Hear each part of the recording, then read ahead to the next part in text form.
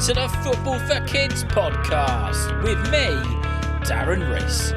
In this episode, we're going to be talking about an extremely talented player.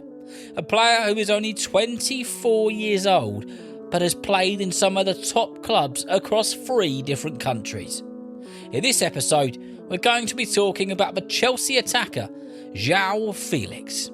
Now, before we do that, let's get into a couple of your messages and your reviews. And the first one says Pickford, 5 stars. Hi Darren, I'm Albie, I'm 6 years old and I support Real Madrid. And I love Pickford, and I love to listen to your podcast every night. Please, can you do an episode on Jordan Pickford?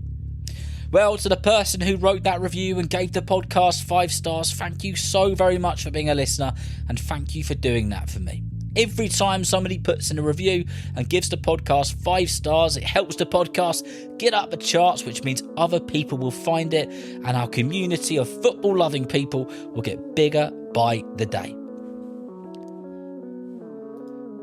The next one says good, 4 stars. Please include some more women footballers.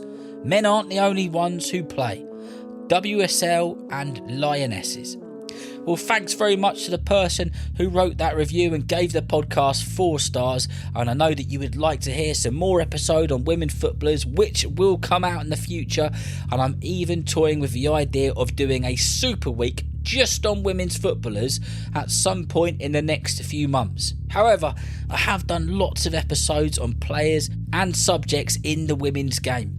For example, on this podcast there are episodes on Mary Earps, Alessia Russo, Alexia Puteas, Bon Matti, Beth Mead, a Q&A with Beth Mead, a book giveaway with Beth Mead, Jill Scott, Alex Scott, an episode purely just on the Lionesses, Leah Williamson, Viviana Miedema, Lauren James, Lauren Hemp, the Women's Euros and the Women's World Cup. So the women's side of the game has been covered on the podcast a fair bit, and there will be more episodes on women's football and subjects to do with women's football in the future. Right, that's all we've got time for in terms of shout-outs, messages and reviews on this episode. Thank you so much to everybody who's taken the time out to write one or hit the follow or subscribe button or send an email to footballforkidspodcast@gmail.com. Hundreds and hundreds and hundreds of messages come up on the website and the email address every single week, so I don't get the chance to reply to all of them, but I can promise you that I do read absolutely every single one of them. So if you want a chance of getting a shout out for your football coach, your teammates, your cousins, your uncles, your aunties, your pets, your goldfish, your dogs, your cats, or whatever it is, then please ask an adult to send an email to footballforkidspodcast@gmail.com or head to the website and fill in the contact form, www.footballforkidspodcast.com. Right then, now that's out of the way, let's get on with this episode, shall we? About the extremely talented João Félix. João Félix was born in Portugal. His birth date was November 10th, 1999, which makes me feel very old. João was born to Brazilian parents. Both of them were teachers. João Félix described himself as a football-mad child, completely obsessed. Football games on game consoles, playing football at every opportunity. There was a ball at his feet 24 hours a day, 7 days a week, 365 days a year. Which is a bit of a theme when it comes to the Football for Kids podcast and players who have made it to the very top. João Félix has a brother who is 4 years younger than him. He is also a talented footballer. They used to play football together when they were younger. Now, Hugo, that's João's brother, is often seen playing for the top Portuguese side Benfica. He's only 20 and is a proper talent. He's a talent which many people have got their eyes on, and I'm sure we'll probably end up doing an episode on him in the future. There's a very nice video of João Félix scoring a goal at Benfica. Once he scores a goal, he runs over to a ball boy, gives the ball boy a massive hug, and they celebrate together. That ball boy, if you've seen the video, is João's younger brother Hugo. It really is a nice thing to watch. João played for a local Portuguese side when he was really young, But when he was around 7 years old, he got the opportunity to play for the youth academy at FC Porto. In case you aren't aware, FC Porto are one of the top teams in Portugal, and their training academy is renowned for being one of the best in the world, but also one of the toughest in the world too. João and his father used to make a 150-mile round trip 5 days a week, every week, for a very long time so João could get to training. That's about 3 hours in the car every day, 5 days a week. Not only was that some serious dedication by João Félix, but also from his dad too. I'm sure that there's adults in your life who make sure your football kits are ready, get you to training and stand and watch you in the wind and the rain, get up early and take you to your games on Saturdays and Sundays or whenever it is. João said when he looks back, he really does appreciate his parents. So if you've got somebody who does that for you in your life now, make sure they're aware how much you appreciate them. Eventually, João Félix would move to Porto and away from his parents. He would live with some other adults so he could attend the academy full time. At this time, he was only around 11 years old. He remembers that first night so very well. He was so upset, in tears. He called his dad and said, "I want you to come and pick me up. I want to come home. I can't stay here." João's dad said to him, "João, we've spoken about this. We knew this bit was going to be tough, and if you want to make it, you need to stick there. Give it a go. But if you really want me to come and pick you up, I will." João gave it a go. He stayed the night. In fact, he stayed the night, and then he stayed for around 3 or 4 years after that as well. Over the past couple of 100 episodes on the podcast, we have spoken about many of the players who have had to move away from their home and be away from their family. It's clear in a lot of cases that becoming a top professional footballer isn't just about being really good at football or working really hard at football. Those who make it all the way to the top and win trophies and everything else have to sacrifice a lot to get there. When João Félix was around 14 or 15 years old, he decided that he wasn't really very happy at Porto anymore. It wasn't working out like he wanted it to, so he spoke to the coaching staff at FC Porto and told them that he wanted to leave.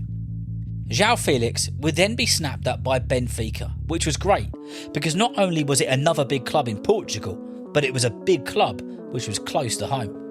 He was used to being a long way from home and missing his family, to being able to play for a top club and being close to his family. This was the best of both worlds. In 2018, João Félix made his first team senior debut, and then, a week later, he scored his first senior goal for the club in a game known as the Lisbon Derby. This is a match which is played between Sporting Lisbon, which is where Cristiano Ronaldo used to play, and Benfica, where João Félix would now play. It's like Portsmouth versus Southampton, Arsenal versus Spurs, or Aldershot versus Woking. It's a derby which is fierce and means a lot to both clubs, the players and of course the fans too. João scored in the Lisbon Derby, and in the process he became the youngest player to ever do so. The Benfica fans loved him. He fitted in nicely. He scored lots of goals and was a big reason for the club's success at this time. The theme of him being the youngest player to do stuff continued for quite a bit longer. The youngster from Portugal, at 19 years old, in the Europa League, scored a hat-trick against Frankfurt. When he did this, he became the youngest player to ever score a hat-trick in the competition. He was sensational. And because of that, the big clubs and the big people with authority in football really started to take note. In July 2019, João Félix was a player who was very sought after. Big clubs were willing to pay big money for him. So much so that Atletico Madrid paid £113 million, or €126 million to get him at their club. That is an astonishing amount of money for a player who was still a teenager.